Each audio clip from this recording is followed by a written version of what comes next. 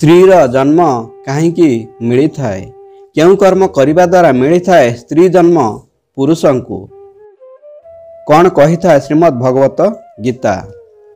बंधुगण शास्त्र रे कहा जाइछि जो मनुष्यर भावना जेमिति होइथाए ताकू सही प्रकारर परजन्म मिली थाए।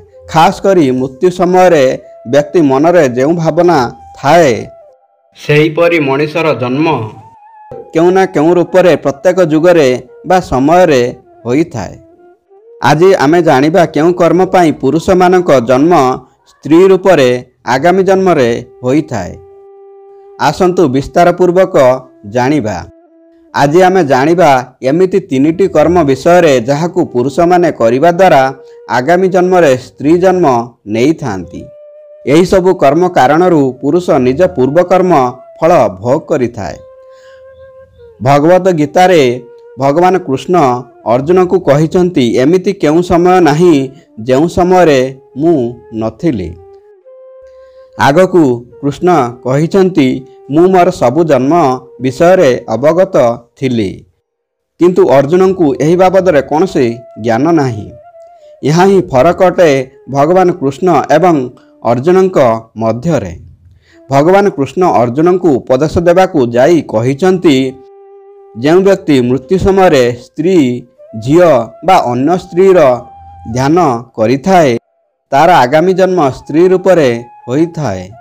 आगामी जन्म रे स्त्री जन्म नेबार आउ एक बड़ कारण हेउची जो व्यक्ति स्त्री मानक ठारे अधिक रुचि बा आग्रह रखिथाए किंबा स्त्री सह स्त्री भली आचरण बा व्यवहार करिथाए तार परजन्म स्त्री रूपरे जन्म नहीं थाए।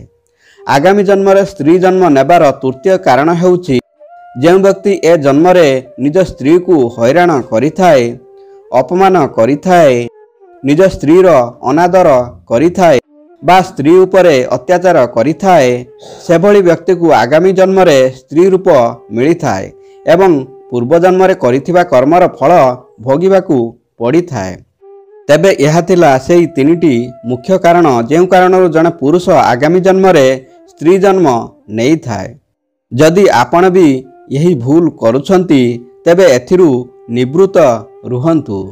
बंधुगण वीडियोटी भल लागिले वीडियो गोटे लाइक एवं आम चैनल को सब्सक्राइब करिया को भूलिबेनी। धन्यवाद। जय श्री कृष्ण।